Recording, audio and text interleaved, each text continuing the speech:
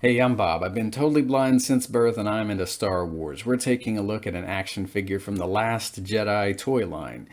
He came alongside an Imperial probe droid. We took a look at that probe droid in 2021, but I never got around to showing the Darth Vader action figure that came in that 2-pack. So that's who we're taking a look at today. There's something about the way this action figure is designed that really stood out to me when I opened him. I don't know if it's his tight joints.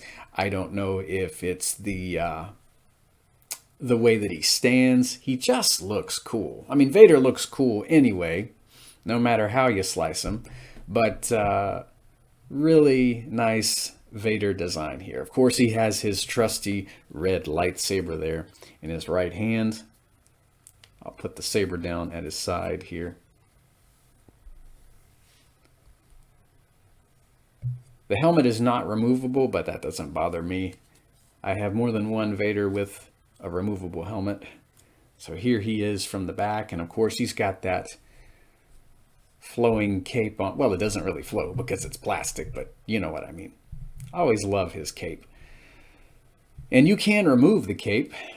So when I own my Darth Vader from the Power of the Force 2 line, the original Vader in the POTF2 line back in 95, 96, or Darth Beefcake as I called him, when you remove that cape, he didn't have this additional bit of material there hanging down at his waist. The first time I saw this addition to Vader's costume was when I got a Darth Vader talking bank in 1997 for my birthday.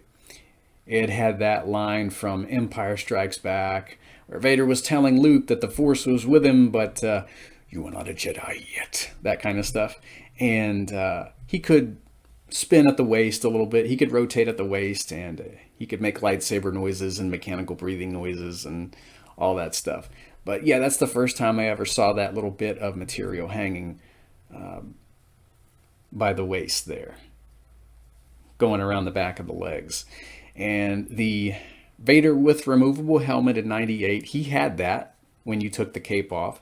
And most of the newer Vader figures, I would imagine, they do boast this additional part of Vader's costume. But this one, I kind of like the way the material hangs on either side of his legs. There are these two strips of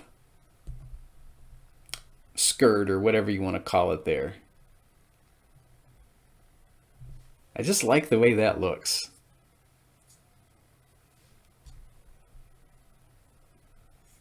For some reason. I'll get the cape back on him.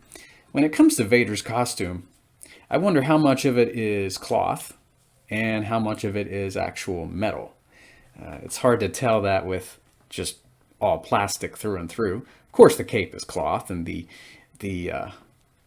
undercape, the skirt that he's got going on underneath the cape, that's definitely cloth. But I wonder how much of the suit is metal. Of course, the chest plate is. He's got those shoulder pads.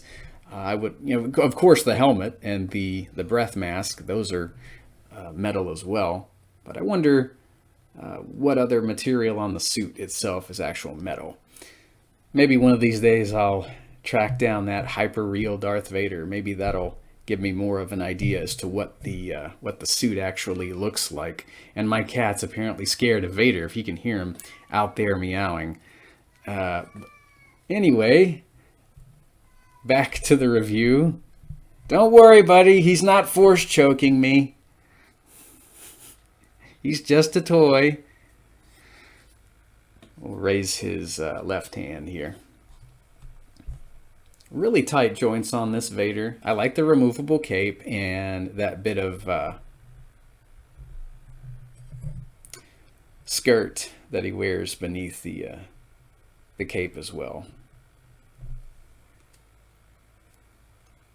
So yeah, he gets a 10 out of 10. I'm sure there are cooler Vader figures out there.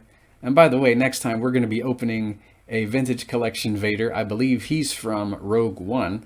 So be here for yet another Vader figure review. Can never get too much Vader. But yeah, be here for that next time. May the Force be with you. preferably the light side, and always do your best to please your Dark Lord of the Sith. Just a word of advice. Anywho, I'll hear you next time.